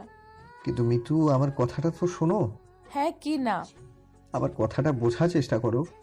আমার বাবা মা আমায় বলেছিল যে এইসব ভালোবাসা নামে কিচ্ছু হয় না, বিয়ের কথা বললে নাকি সব শেষ হয়ে যায়। কিন্তু আমি বাবাকে জোর করে এখানে এনেছি, কারণ তোমার প্রতি আমার বিশ্বাস ছিল। কিন্তু এখন তো মনে হচ্ছে বাবার কথাই সঠিক। তুমি আমায় ভুল বুঝছো। বৌমা, এখানে কোনো প্রেমের আলাপ চলছে না, এটা ওকে বলে দাও। ও যদি রাজি থাকে তাহলে সোজা সাপটা বলতে বলো। হ্যাঁ বাবা, মিতুর কথায় আমি রাজি। এখন থেকে তুমি যা যা বলবে আমি সেটাই করব। আলিফের এমন কথা শুনে সবাই খুশি হলো, কিন্তু মিতুর চোখে হালকা পানির ছায়া দেখা যাচ্ছে, যেটা আলিফ খুব ভালো করে খেয়াল করলো। তারপর সেখানকার বাকি সব কথা শেষ করে সবাই মিষ্টি মুখ করে নিল। আলিফ আর মিতুর বিয়ের দিন তারিখ সব ঠিকঠাক হয়ে গেল। এই মাসের 10 তারিখে তাদের দুজনের শুভ বিবাহ অনুষ্ঠিত হবে বলে সবাই ঠিক করলো। এদিকে সবার চোখে ফাঁকি দিয়ে আলিফ মিতুকে নিয়ে বাইরে আসলো। আলিফ বুঝে গিয়েছিল মিতু অনেক রাগ করছে, তাই সবার চোখের আড়ালে মিতুর হাত ধরে টেনে বাইরে নিয়ে আসছে। বাইরে আসার সঙ্গে সঙ্গে মিতু তার নিজের হাত আলিফের কাছ থেকে ছাড়িয়ে নেয় আর বলে, আপনি আমায় এখানে কেন নিয়ে এলেন? আমি বুঝতে পারছি তোমার রাগ করাটাই স্বাভাবিক, কিন্তু আমার দিকটা একটু চিন্তা করো। এক মিনিট, সোজা হয়ে দাঁড়াও তো। দাঁড়ালাম। আলিফ সোজা হয়ে দাঁড়ালো। সঙ্গে সঙ্গে মিতু তার ঠোঁটে কিস করে। কিছু সময় পার হতেই আলিফের নিঃশ্বাস ঘন হতে শুরু করে। এটা দেখে মিতু আলিফকে ছেড়ে দিয়ে একটু দূরে গিয়ে অন্যদিকে তাকিয়ে দাঁড়িয়ে যায়। দুজনে কিছুক্ষণ স্তব্ধ হয়ে নীরবতা পালন করে। এরপর আলিফ নীরবতা কাটিয়ে বলে, কি করলে তুমি এটা? আমি তোমায় বলেছিলাম আমরা বিয়ের আগে কখনো। দেখো, আমি কোনো খারাপ মনোভাব নিয়ে এটা করিনি। আমি তো শুধু মিথু, তুমি ছি, আমার উপর তুমি এইসব নিয়ে সন্দেহ করছো? আর এসব করে কি প্রমাণ করতে চাচ্ছ? এসব বাদ দাও। বিয়ে করতে তোমার সমস্যা কোথায়? দেখো, এসব নিয়ে আর একটা কথাও বলবা না। তোমার যখন এতই সন্দেহ তাহলে আমার কোনো সমস্যা নেই। এবার না হয় লাইনে আসছো। চলো। তারপর আলিফ আর মিতু বাসার ভিতরে চলে আসে। আলিফের মা আর তার ভাবি মিম সবাইকে খেতে দেয়, তাদের সাথে মিতুও ছিল। সবাই মিলে একসঙ্গে খাওয়া দাওয়া করে মিতু তার বাবা মায়ের সঙ্গে তাদের বাসায় চলে যায়। দেখতে দেখতে বিয়ের দিন কাছিয়ে যায়। বিয়ের আনন্দে পুরো বাসা ভরে ওঠে। চারদিকে সুন্দর করে সাজানো হয়েছে, রঙের রঙের আলো, নানান ডেকোরেশন, আরো কত কি। বিয়ের আগের দিন আলিফ যে করে হোক মিতুর সাথে দেখা করবে বলে ঠিক করে, আর অনেক কষ্টে মিতুর কাছে পৌঁছায়। তুমি এখন এখানে? মিতু, একটা কথা বলার ছিল। বলো। I love you. আমি এই কথা বলার জন্য এখন তুমি আমার কাছে এসেছো? আরে পাগল, আমিও তোমায় খুব ভালোবাসি। তোমার জন্য এতগুলো শুভকামনা রইল। কেন? তোমার এত চেষ্টার পরেও বিয়ে করতে রাজি করতে পারছি? বলো। কি করব বলো? তুমি আমায় যেরকম করে সন্দেহ করা শুরু করেছো। আমিও কি করব বলো? তোমায় কিছুতেই বিয়ে করতে রাজি করাতে পারছিলাম না। ভালো। আলিফ, তোমার কি কিছু হয়েছে? কি হয়েছে বলো? আমার কেন জানি মনে হয় তুমি আমার কাছ থেকে কিছু একটা লুকাচ্ছ। তোমার চোখে কিছু একটার ভয় দেখতে পাচ্ছি। আরে ধুর, এসব তুমি কি বলো? আমার আবার কি হবে? তুমি থাকো, কালকে দেখা হবে নি। আচ্ছা যাও, আর ক্লাস করব না, কাল রাতে নিব। ওকে, বাই। এই কথা বলে আলিফ মিতুর সামনে থেকে চলে আসে। বলতে গেলে আলিফ মিতুর সামনে থেকে নিজেকে বাঁচিয়ে নিয়ে পালিয়ে আসে, কারণ আলিফের মনের মধ্যে বিশাল এক তুফান চলতেছে, যেটা কখন যে কিসের রূপ নিবে আলিফ নিজেও জানে না। এসব ভাবতে ভাবতে আলিফ তার বাসায় চলে আসে। দরজা দিয়ে ঢুকতেই বাসা ভরা মেহমান সে দেখতে পায়। তারপরে সে চুপচাপ তার রুমে চলে যায়। এভাবেই সেই দিনটা কেটে যায়। আর চলে আসে শুভ বিবাহের দিন। বাসায় মেহমান, সবাই গোসল করে জামা কাপড় পরে রেডি, আর আলিফ রুমে চুপচাপ বসে আছে। তার ভাবি এসে আলিফকে নতুন পাঞ্জাবি পরিয়ে বরের সাজে সাজিয়ে তুলে। ভাবি, ভাইয়া কই? তোমার ভাইয়ার যেখানে থাকার দরকার, ছোট ভাইয়ের বিয়ে হচ্ছে, তবুও নাকি তার আসামি ধরতে হবে। মানে? হ্যাঁ, আমায় তো বললো কালু নামের এক বিশাল ক্রিমিনাল আছে, তাকেই ধরতে যাবে। কি বলছো তুমি? চলে আসবে এক্ষুনি। নামটা কি বললে ভাবি? কালু? হ্যাঁ, কিন্তু কালু নাম শুনে তুমি এত চমকে গেলে কেন? না, তেমন কিছু না। তুমি কি কালুকে চিনো? আরে না, আমি কেন চিনতে যাব? তাহলে এবার সোজা হয়ে দাঁড়াও, আমি মাথা হাসড়ে দেই। দিনে তো একবারও মাথায় চিরুনি দাও না। মিমের কথায় আলিফ কান দিল না। আলিফ মনে মনে কি যেন চিন্তা করছিল। হঠাৎ করে মিম আলিফের দিকে তাকিয়ে বলল, এই আলিফ, তুমি আবার কোথায় হারালে? না না, কই, কোথাও না। বুঝতে পারছি, নতুন বউকে দেখার কথা ভাবতেছো তাই না? আরে ভাবি, কি যে বলো না। আরে রে রে রে, আমার দেবরটা তো দেখি লজ্জাও পায়। ধুর। আর লজ্জা পেতে হবে না, এবার চলো, সবাই তোমার জন্য অপেক্ষা করতেছে। ওকে। তারপর আলিফ আর মিম বাইরে আসে। আলিফ তার বাবা মায়ের কাছ থেকে বিদায় নিয়ে গাড়িতে উঠে বসে। দুই পরিবার যদিও একটু মিডল ক্লাস, তবুও তাদের বিয়েটা কিছুটা ধনী পরিবারের মতোই হচ্ছে, কারণ মিতুর বাবার ইচ্ছে ছিল তার মেয়ের বিয়ে অনেক বড় করে অনুষ্ঠান করে দিবে। আর সেই জন্য তাদের বিয়ে একটা হোটেলে হচ্ছে, যেমনটা সিনেমায় দেখা যায়। একদিক থেকে বেশ কয়েকটা গাড়ি নিয়ে বরের সাজে এগিয়ে আসছে আলিফ ও তার পরিবার, আর অন্যদিক থেকে কনের সাজে এগিয়ে আসছে মিতু ও তার পরিবার। দুই পরিবার এক জায়গায় হয়ে গেল। বর বরের জায়গায় বসলো, আর কনে কনের জায়গায় বসলো। এরপর সমস্ত মেহমান সেখানে এসে উপস্থিত হলো। বিয়ের কাজকর্ম আরম্ভ হয়ে গেল। দুজনের মুখেই হাসির রেখাটা দেখা যাচ্ছিল, আর দুই পরিবারের মধ্যেও হাসি খুশি লক্ষ্য করা যাচ্ছিল। এমন সময় আলিফের ভাই মাসুদ রানা সেখানে এসে উপস্থিত হলো। মাসুদ রানা সেখানে এসে পিস্তল বের করে আকাশের দিকে একটা গুলি করলো।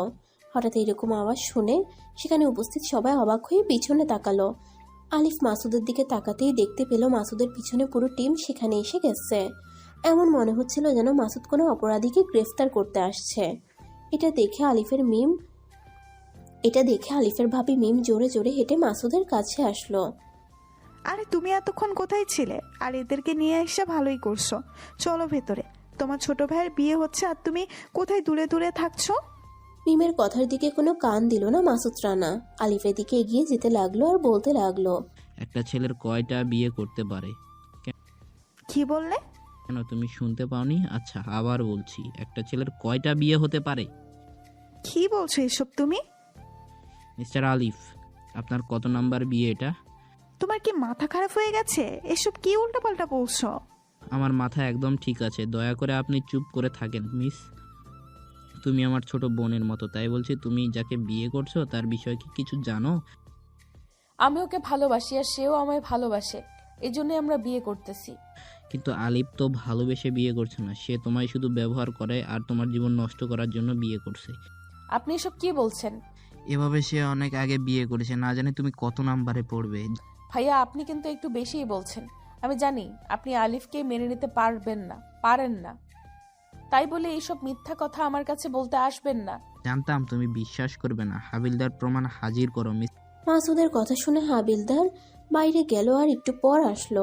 তখন তার পিছন থেকে একটা সুন্দরী মেয়ে বেরিয়ে আসলো। মিস্টার আলিফ, চিনতে পারছেন?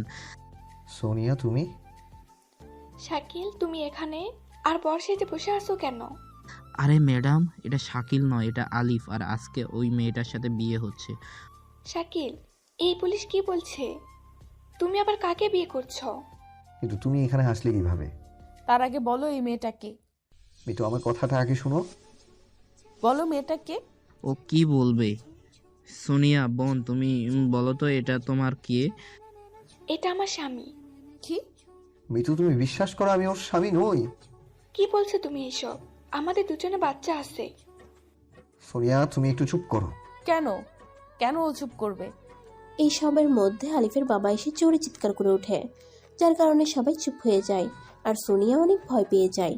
সোনিয়া ভয় পেয়ে মাথায় হাত দেয়। তখন আলিফ উঠে এসে সোনিয়ার পাশে দাঁড়ায়। এটা মিতু দেখতে পেয়ে অনেক রেগে যায়। আর তখন আলিফের বাবা আলিফকে উদ্দেশ্য করে বলে, মেয়েটাকে তুই চিনিস? হ্যাঁ চিনি। তুই কি ওর স্বামী? কথাটা শুনে আলিফ একবার মিতুর দিকে তাকায় আর একবার সোনিয়ার দিকে তাকায়। এরপর জোরে একটা নিঃশ্বাস নিয়ে বলে, হ্যাঁ আমি ওর স্বামী। বিশ্বাসঘাতক, বেইমান, ধোঁকাবাজ, তুই আমার সাথে বেইমানি করছিস। তুই আমার ভালোবাসা নিয়ে মিথ্যা নাটক করেছিস। কথাগুলো মিতু এক নিঃশ্বাসে বলে আর চোখ দিয়ে অঝরে অশ্রু বইতে থাকে। এটা দেখে আলিফ দুই চোখের পাতা বন্ধ করে ফেলে। তুই এটা কেন করলি?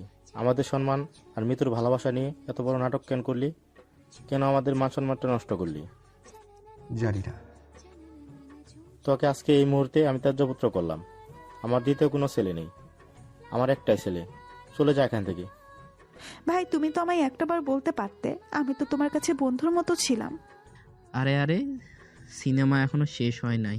এর আরও একটা পরিচয় আছে, যেটা হলো এই দেশের এক বিখ্যাত ক্রিমিনাল কালু মাস্তানের ডান হাত, যার মানে হলো কালু সমস্ত বেআইনি কাজকর্ম এই শাকিল নামের আলিফ করে থাকে। কি বলছো তুমি? আমি যখন কালু মাস্তানের ইনকোয়ারি করেছিলাম তখন আমায় যেতে হয় কালু মাস্তানের এলাকায়, আর ওখানে গিয়ে আমি সোনিয়াকে পাই। সে আমাকে শাকিলের ব্যাপারে জিজ্ঞেস করছিল আর ফটো দেখতে চাইছিল। আলিফের ফটোই দেখায়। তারপর আমি মেয়েটাকে আমার থানায় পাঠিয়ে আমি কালু মাস্তানের তদন্ত করতে যাই আর জানতে পারি কালু মাস্তানের ডান হাত ছিল এই শাকিল, মানে আমাদের আজকের নতুন বর। ও আলিফ, তোমার ভাই যা যা বললো সেসব কি সত্যি? এমন সময় আলিফের গালে ঠাস করে একটা থাপ্পড় মারলো মিতু। আলিফ গালে হাত দিয়ে চোখ তুলে মিতুর দিকে তাকিয়ে দেখে চোখের পানিতে সব মেকআপ নষ্ট হয়ে গেছে আর চোখ দুটো লাল হয়ে গেছে। কেন এটা করলি আমার সাথে? কেন আমায় মিথ্যা স্বপ্ন দেখালি? কেন আমার পবিত্র ভালোবাসা নিয়ে খেলা করলি? বল কেন? আলিফ চোখ বন্ধ করে মিতুর কথাগুলো শুনে যাচ্ছিল, কিন্তু কোনো কথা বলল না, কারণ তার বলার মতো কোনো কথা তার কাছে নেই। তোকে আমি ঘৃণা করি। তুই কোনো দিন আর আমার সামনে আসার চেষ্টাও করবি না। যদি এসেছিস তাহলে আমার মরা মুখ দেখবি। খবরদার, তোর এই পাপী মুখে আমার নাম উচ্চারণ করবি না। তুই একটা বেইমান, তুই একটা ক্রিমিনাল। মাসুদ ভাইয়া, আপনি আপনার ক্রিমিনালকে গ্রেফতার করে এখান থেকে নিয়ে যান। ওকে, তারপর মাসুদ রানা আলিফের হাতে হ্যান্ডকাপ পরায় আর টানতে টানতে সেখান থেকে নিয়ে থানায় নিয়ে গিয়ে জেলের ভিতরে ছেড়ে দেয়। আলিফ জেলখানার ঘরে এক কোণায় বসে পড়ে আর মাথাটা দেওয়ালের সাথে লাগিয়ে দেয়। তার কাছে মনে হচ্ছে এই জেলখানাই সব থেকে ভালো ঘর।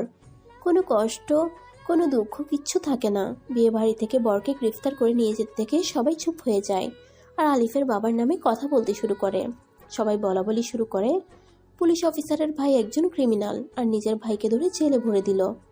সবার এমন বলাবলি দেখে আলিফের বাবার কথা হারিয়ে যায়, চুপচাপ বসে থাকে। মিতু তার হাত থেকে চুড়ি গহনা খুলে ফেলে দিয়ে সেখান থেকে চলে যায়। মিতুর পিছনে পিছনে আলিফের ভাবি মিম চলে যায় আর আলিফের বন্ধুরা আলিফকে বের করে আনার প্ল্যান করে। শহরের সব থেকে বড় উকিলের কাছে যায় আর সব বন্ধুদের কাছ থেকে টাকা তুলে উকিলকে দিয়ে আলিফকে বের করে আনার ব্যবস্থা করে। একদিন পর উকিল থানায় এসে কাগজপত্র দেখিয়ে আলিফকে বের করে নিয়ে আসে। আলিফ তার বন্ধুদের ধন্যবাদ জানায়। তোদের এই উপকার আমি কখনো ভুলবো না রে। আরে এসব বাদ দে, এখন কি করবি? করার মতো আর কি বাকি আছে বল? মামা, আমার খারাপ হতে পারি, কিন্তু আমাদের বিশ্বাস আছে তুই এতটা নিচে নামতে পারবি না। তোর সাথে আসলে হয়েছেটা কি বলতো? আর শুনিয়া কি? এসব শুনে আর কি করবি? সোনিয়া কোথায় আছে সেটা বল। মনে হয় তোদের বাসায়। আমায় ফোন দে। আলিফ তার বন্ধুদের কাছ থেকে একটা ফোন নিয়ে তার ভাবি মিমের কাছে ফোন দেয়। হ্যালো ভাবি। 1 মিনিট। একলা রুমে যাও। এবার বলো, তুমি কোথায় আছো? আমার কাছে সময় নেই। সোনিয়া কোথায়?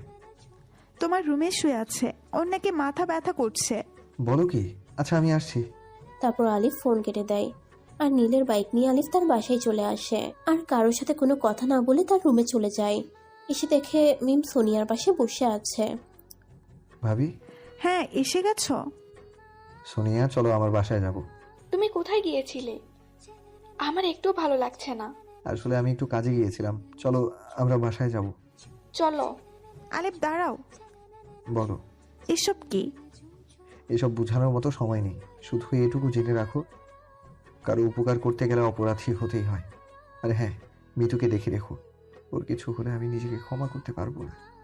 আমি আবার ফিরে আসবো। এ কথা বলে আলিফ সোনিয়ার হাত ধরে বাইরে চলে আসে। আসার সময় আলিফের মা তার দিকে তাকিয়েছিল, তবুও আলিফ কিছু বলেনি। সোনিয়াকে নিয়ে সোজা রাজশাহী চলে আসে, যেখানে আলিফ 6টা মাস কাটিয়েছিল। সোনিয়াকে নিয়ে একটা বাসায় প্রবেশ করে। আলিফ আর সোনিয়াকে দেখে সোনিয়ার বাবা স্বস্তির নিঃশ্বাস ফেলে। আলিফ সোনিয়াকে তার রুমে শুয়ে দিয়ে ডাক্তারকে ফোন করে আসতে বলে। কিছুক্ষণের মধ্যে ডাক্তার চলে আসে আর সোনিয়াকে দেখে কয়েকটা ওষুধ লিখে দিল। আলিফ গিয়ে বাজার থেকে ওষুধগুলো কিনে এনে সোনিয়াকে খাইয়ে দেয়। আর এভাবে আরও কয়েকটা দিন কেটে যায়। একদিন সকালে আলিফের ফোনটা বেজে ওঠে। রিসিভ করতেই ওপাশ থেকে নীল বলে, মামা তুই কোথায়? তোর বাইক আমার কাছেই আছে। বাইক এর কথা রাখ, মিতু বিয়ে করতেছে। বলিস কি? আর কাকে? পুলিশ অফিসার, তোর বড় ভাই বিয়েটা দিচ্ছে। আর শুনলাম মিতু নাকি রাজিও হয়েছে। এটা অসম্ভব। তোর প্রতি রাগ করেই এটা করতেছে। তুই আমার প্রতি ওর অনেক ঘৃণা, তাই আমার কাছ থেকে দূরে চলে যাচ্ছে। যাবার পর 10টা দিন কেটে গেল। এই 10 দিনে এমন কোনো দিন নেই যে দিনে মিতু কাঁদে নাই। পাগলের মতো ভালোবাসে তোকে, আর তুই তাকে ধোকা দিলি। কি কমতি ছিল ওর মাঝে? ও, কি বলছিস এসব? তো কি বলবো? ও কাঁদলে আমার কি? তুই সত্যি মামা পাল্টে গেছিস। আর তা বিয়েটা কবে? মাত্র 10 দিন। হ্যাঁ এবারও নিশ্চয়ই অনেক বড় অনুষ্ঠান হবে। হ্যাঁ। ভালো তো। আচ্ছা, ভালো থাকিস ভাই। তারপর আলিফ ফোন কেটে দেয় আর নিজের কাজে মন দেয়। আরও 2টা দিন পার হয়ে যায়। এরপর আলিফ বাইকটা বের করে বাসার দিকে রওনা দেয়।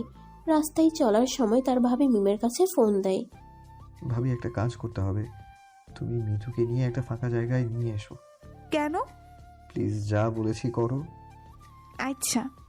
তারপর আলিফ ফোন কেটে দেয় আর নিজের এলাকায় আসার পর আবার মিমের কাছে ফোন দিয়ে ঠিকানা জেনে নেয়। এবার তার বন্ধুদের ফোন দিয়ে আসতে বলে। নীল এসে তার বাইকটা নিয়ে যায় আর রাজকে বলে সে যেন একটা রিক্সা নিয়ে আসে। রাজ তার এক বন্ধু রিক্সা নিয়ে আসে আর আলিফ তার বন্ধুদের সাহায্যে মিতুকে কিডন্যাপ করে রাজের চাচার বাসায় নিয়ে যায়। রাজের চাচা পরিবার সহ বিদেশে থাকে, তাই বাসাটা ফাঁকা পড়ে থাকে। মিতুর জ্ঞান ফেরার পর নিজেকে এক নতুন জায়গায় আবিষ্কার করে। আশেপাশে তাকাতেই সামনে কাকে যেন দেখতে পায়। ভালো করে তাকিয়ে দেখে তো মিতুর চোখ বড় বড় হয়ে যায়। সামনে আলিফকে দেখে মিতুর রাগ আরো বেড়ে যায়। তুই আমায় কিডন্যাপ করেছিস? তোর এত বড় সাহস! তুই প্রমাণ করে দিলি তুই আসলে একটা ক্রিমিনাল, গুন্ডা। আমাকে ছেড়ে দে বলছি। জানো মিতু, ছোটবেলায় মা বলতো কারো উপকার করতে চাইলে কারো কাছে অপরাধী হতে হয়। তুই এইসব আমায় কেন বলছিস? আর আমায় এভাবে কেন বেঁধে রাখছিস? আমি তোমায় কষ্ট দেওয়ার জন্য বা খারাপ মতলবে এখানে আনি। কষ্ট কষ্ট পাবার মতো জায়গা আমার মনের মধ্যে কোথাও নেই। সমস্ত জায়গা তো সেই দিনই পূরণ করে দিয়েছিস। আমি জানি তোমার মতো পরিস্থিতিতে পড়লে আমিও এমনটাই করতাম বা বলতাম, কিন্তু বিশ্বাস করো সেই দিন আমার আর কোনো পথ ছিল না। তোর এসব ফালতু কথা শোনার মতো কোনো ইচ্ছে আমার নেই। আমি জানি তোমার বিয়ে হচ্ছে, এটা আমার কোনো আপত্তি নেই, কারণ আমি যা করেছি তার শাস্তি আমার পাওয়া উচিত। তবে মরার আগ পর্যন্ত আমার একটা ইচ্ছে, পুরো পৃথিবী আমাকে ভুল বুঝলেও কোনো সমস্যা নেই, কিন্তু আমি তোমার কাছে অপরাধী হয়ে থাকতে চাই না। এসব কথা তোর সোনিয়ার কাছে গিয়ে বল। শোনার জন্য সে আর নেই। কেন? সেও তোকে ছেড়ে চলে গেছে নাকি? হ্যাঁ, তবে আমাকে একা নয়, এই পৃথিবী ছেড়ে চলে গেছে। মানে? সে মাত্র কয়েকদিনের অতিথি হিসেবে ছিল। তোর বাজে গল্প শোনার মতো আমার টাইম নেই। আমায় ছাড় বলছি। আমায় তুমি 5 মিনিট দাও, আমি সব বলে দিচ্ছি, তারপর আমি তোমায় ছেড়ে দেব। ওকে, তাড়াতাড়ি। তোমার সাথে ব্রেকআপ হওয়ার পর আর বাসা থেকে আমায় বের করে দেওয়ার পর আমি বুঝতে পারছিলাম না কোথায় যাব, কি করব, কিন্তু মনের মধ্যে অনেক রাগ জমিয়েছিল, তাই বাসায় আর ফিরে আসবো না বলে ঠিক করি। কিন্তু কোথায় যাব ভেবে পাচ্ছিলাম না। তখন সেই রাতে হাঁটতে হাঁটতে আমি রেল স্টেশনে চলে যাই আর ট্রেনের নিচে পড়ে আত্মহত্যা করব বলে শুয়ে পড়ি। ট্রেন আমার দিকে ধেয়ে আসছিল, তখন তোমার কথা আমার অনেক অনেক বেশি মনে পড়ছিল। ঠিক এমন সময় একটা মেয়ে এসে আমার হাত ধরে টেনে তুলে দূরে নিয়ে আসে আর আমায় থাপ্পড় দিয়ে বলে এই জীবনের দাম অনেক বেশি।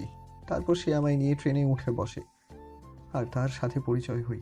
জানতে পারি তার নাম সোনিয়া, সে বিবাহিত, তার স্বামীর নাম শাকিল। আমি সোনিয়াকে আমারও সমস্ত কথা খুলে বলি। তখন সে আমায় নিয়ে রাজশাহী চলে যায়। সেখানে গিয়ে আমায় নতুন করে বাঁচতে শেখায়, আমায় একটা চাকরি ধরিয়ে দেয়। তারপর? 4টা মাস কেটে যায়। সোনিয়া আর শাকিল আমার খুব ভালো বন্ধু হয়ে যায়। বন্ধুর চেয়ে সে আমায় ভাই হিসেবে মানত বেশি। আমি তাকে বোন মানতাম। তারপর একদিন আমি জানতে পারি সোনিয়ার ব্রেন টিউমার হয়েছে, আর আস্তে আস্তে সে তার সমস্ত অতীত ভুলে যাচ্ছে। এমনকি তার সময়ও শেষ হয়ে আসছিল। তবুও সোনিয়া অনেক হাসি খুশি থাকতো, সবার সাথে ভালো ব্যবহার করতো। তারপর কি হলো? তারপর আরো একটা মাস এভাবেই কেটে যায়। আমি সব সময় তার পাশে থাকতাম। তার মাথার ব্যথা শুরু হলে অনেক কান্নাকাটি করতো। আস্তে আস্তে প্রায় সবাইকে ভুলতে শুরু করে। শুধু আমি এবং তার স্বামী শাকিলকে মনে ছিল তার। একদিন সে আমায় বলে, যেদিন তার সমস্ত অতীত ভুলে যাবে সেদিন যেন আমি তাকে ছেড়ে না যাই, তার মৃত্যু পর্যন্ত যেন তার পাশে থাকি, আর আমি তার এই অসুখের কথা যেন কাউকে না বলি। তারপর? একদিন সে অনেক অসুস্থ হয়ে পড়ে। হাসপাতালে আনার পর ডাক্তার বলে তার সমস্ত অতীত তার ব্রেন থেকে মুছে গিয়েছে।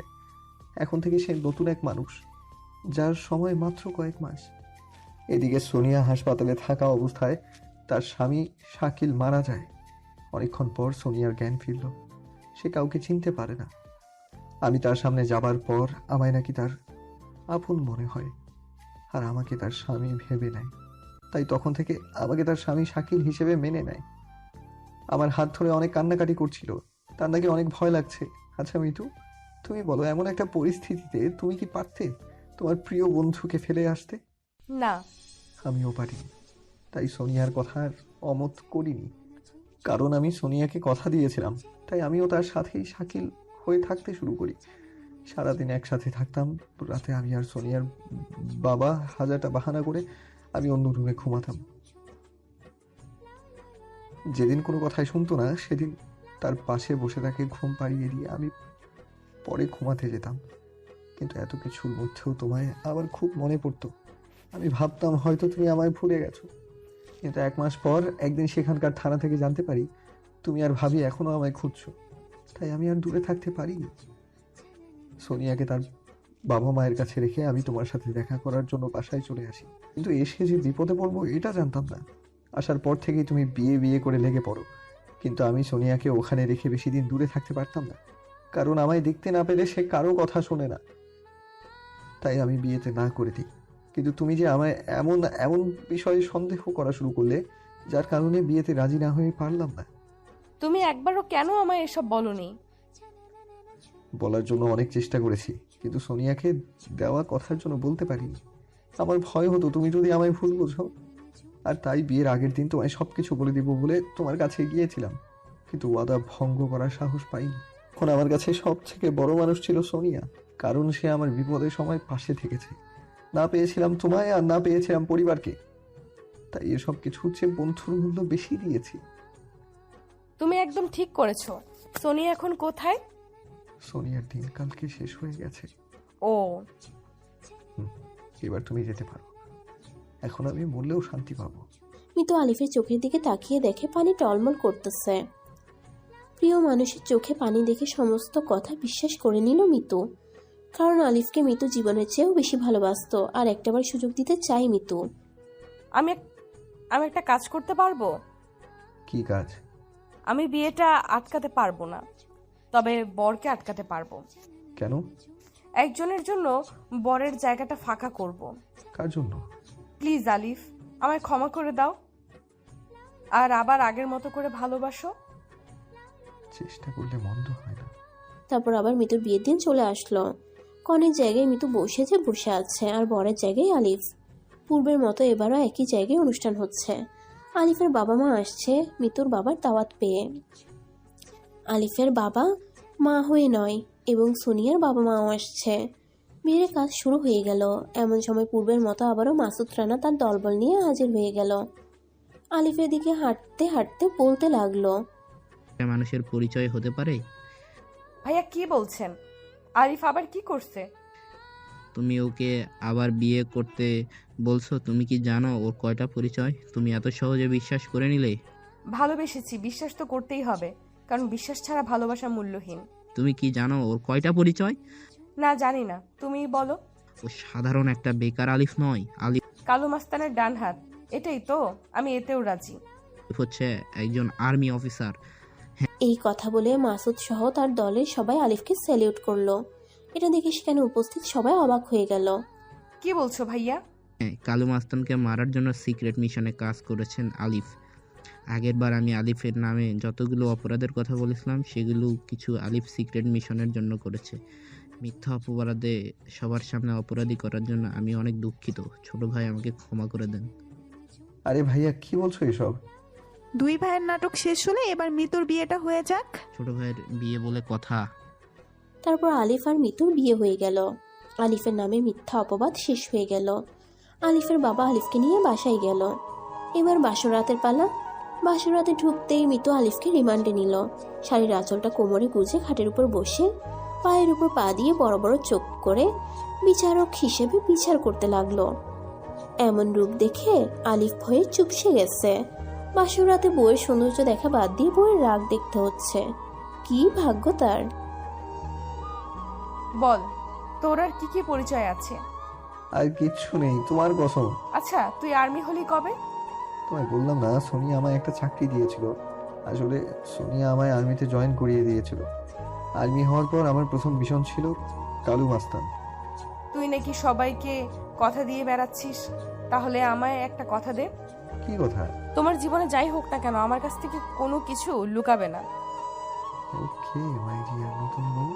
এখন থেকে তুমিই শুধু আমার স্বামী। ওকে।